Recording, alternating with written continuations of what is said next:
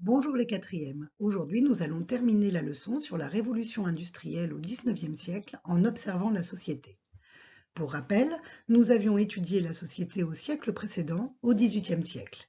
Nous avions vu que la société était divisée en trois ordres, le tiers-état, le clergé et la noblesse.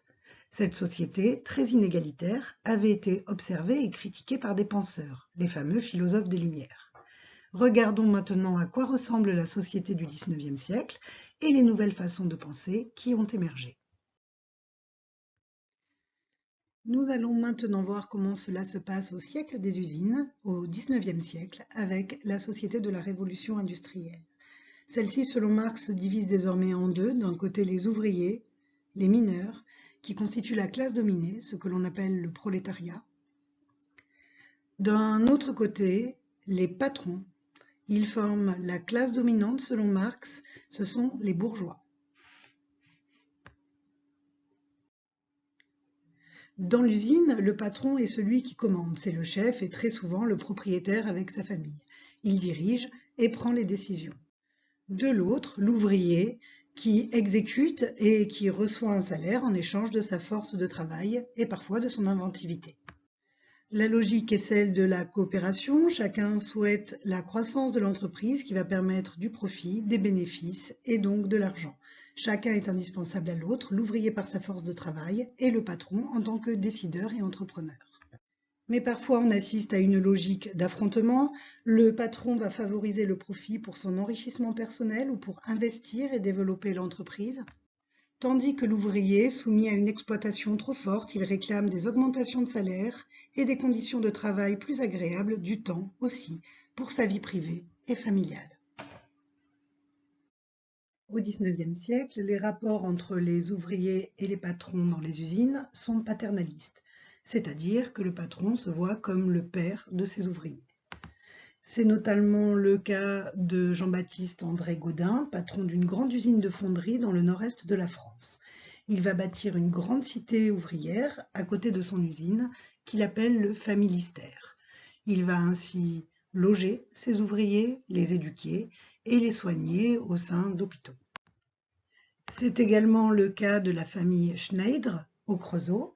Dans cet extrait du discours d'inauguration, on voit qu'ils ont aménagé l'espace local et organisé la vie des ouvriers comme de bons pères de famille. L'enfant a ses écoles, le vieillard sa maison de famille pour abriter ses infirmités.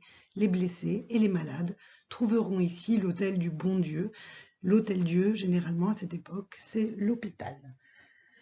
Dans ce discours, le paternalisme apparaît donc comme bienveillant, empreint de charité chrétienne. Schneider va jusqu'à se représenter sur un vitrail de l'église en bon saint-éloi. Mais cela permet également de contrôler totalement la vie des ouvriers. Toute contestation devient difficile puisque le patron, en plus de verser le salaire, est le propriétaire du logement et de toutes les structures de la vie quotidienne de l'ouvrier. Les ouvriers ne sont pas dupes. Ce témoignage d'un ouvrier nous montre que le quotidien n'est pas si rose. Le système de protection sociale est critiqué, l'ouvrier ne peut pas choisir ses conditions de travail et se voit obligé de voter pour le patron à la mairie. On peut donc comparer le paternalisme à une forme de dictature.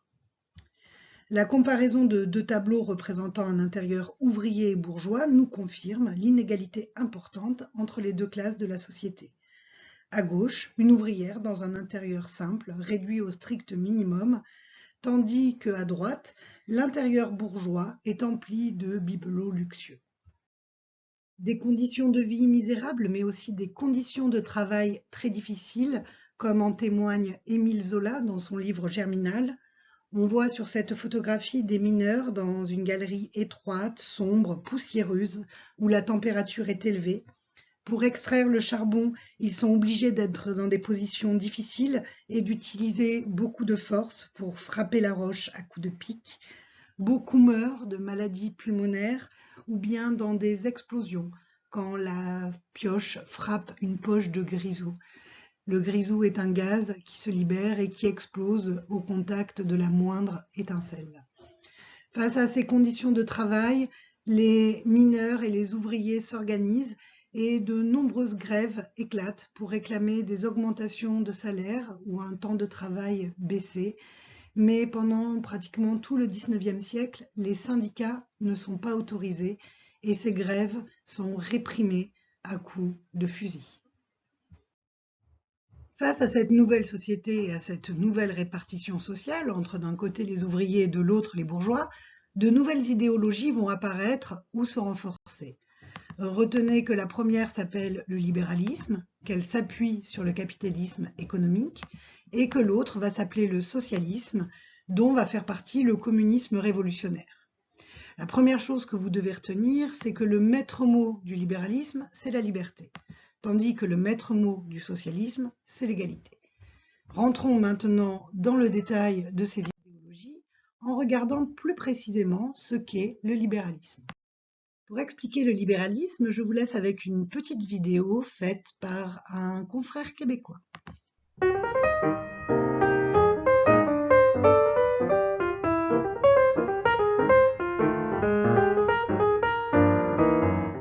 Le libéralisme. Le libéralisme est une idéologie qui défend la liberté sur trois principaux aspects: l'individu, la politique et l'économie. À partir du 18e siècle, les partisans européens du libéralisme élaborent et diffusent cette idéologie qui s'implante au Canada au cours du 19e siècle. Le concept central du libéralisme est celui de la liberté individuelle, c'est-à-dire le fait que chaque individu doit réaliser sa vie en suivant son intérêt personnel. Afin de garantir cette liberté individuelle, les penseurs du libéralisme ont déterminé des droits fondamentaux, comme celui de la liberté de religion, la liberté de penser, la liberté d'expression, ainsi que le droit à l'éducation et à la justice. Toujours selon le libéralisme, la défense de la liberté individuelle est directement liée au développement économique. Plus spécifiquement, la poursuite des intérêts personnels des individus est bénéfique pour la société car elle génère le progrès et la croissance collective. Bref, vouloir s'enrichir et améliorer sa vie pousse les individus à innover, produire, en améliorant du même coup la société qui les entoure. Les penseurs du libéralisme soutiennent aussi que l'action individuelle favorise l'équilibre entre l'offre et la demande selon les besoins des uns et ce que peuvent offrir les autres. Ces penseurs utilisent la métaphore de la main invisible pour illustrer cet équilibre naturel de l'économie. Selon cette théorie, plusieurs principes peuvent favoriser l'équilibre naturel de l'économie. En plus des libertés individuelles à défendre, il y a les libertés économiques, soit la liberté d'acheter et de vendre des biens, la liberté d'entreprendre et la liberté de propriété. D'après le libéralisme, l'État ne doit pas intervenir dans l'économie. Le gouvernement doit être formé de gens élus, dont l'action se limite à la défense des libertés individuelles et commerciales, ainsi qu'au droit à l'éducation et à la justice des individus. Il doit aussi minimiser le prélèvement des taxes et des impôts et favoriser l'ouverture des marchés. Le libéralisme est une idéologie qui influence toujours les décisions des acteurs économiques mondiaux. Par exemple, il est à l'origine des traités de libre-échange entre les États. À travers ce document, d'ailleurs je vous laisse appuyer sur pause pour le découvrir ou le redécouvrir, on peut voir l'opinion de Schneider sur le libéralisme et le capitalisme. On comprend qu'il soutient le libéralisme, notamment la non-intervention de l'État dans les affaires de l'entreprise, mais également le capitalisme, puisque pour lui, le capitaliste est essentiel à la survie de l'entreprise puisque c'est lui qui investit et qui permet de nourrir l'ouvrier. La deuxième idéologie qui va naître au XIXe siècle, c'est donc le socialisme. Nous allons plus précisément regarder une des branches du socialisme avec le communisme révolutionnaire qui apparaît en 1848 avec le manifeste du Parti communiste écrit par Karl Marx et Engels.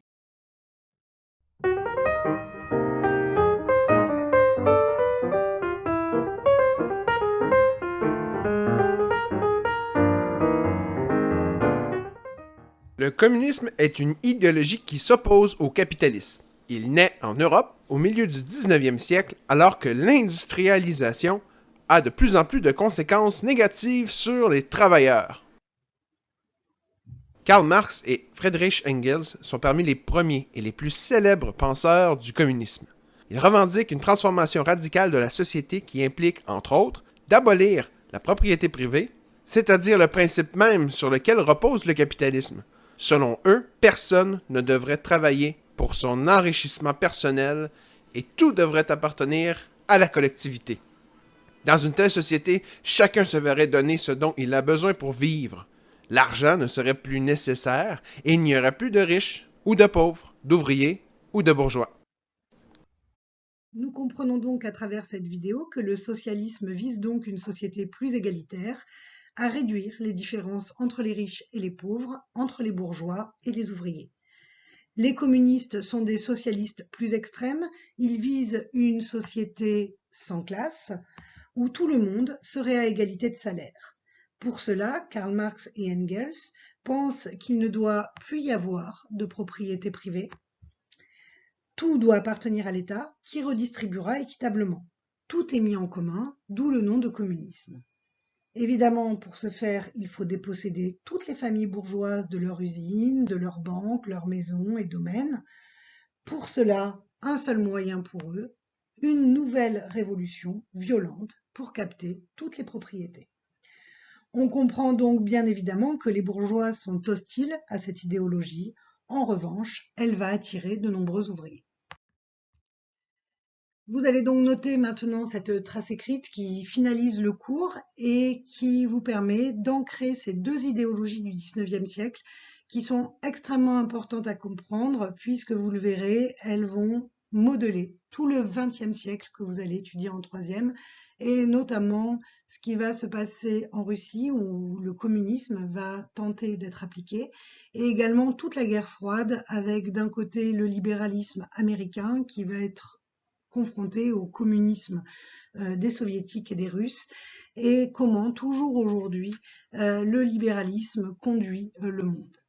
Avec l'industrialisation et face à la question sociale, donc plusieurs idéologies politiques émergent. D'un côté, le libéralisme économique qui refuse l'intervention de l'État, qui défend la propriété privée et veut laisser les industriels plus libres d'entreprendre.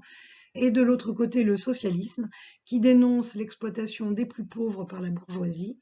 Plus radicaux, les communistes comme Karl Marx prônent la révolution des prolétaires afin que tous les biens de production appartiennent à l'État pour être mis en commun. N'hésitez pas à m'envoyer des messages si vous voulez des précisions sur certains éléments et je vous dis à la prochaine fois. Au revoir.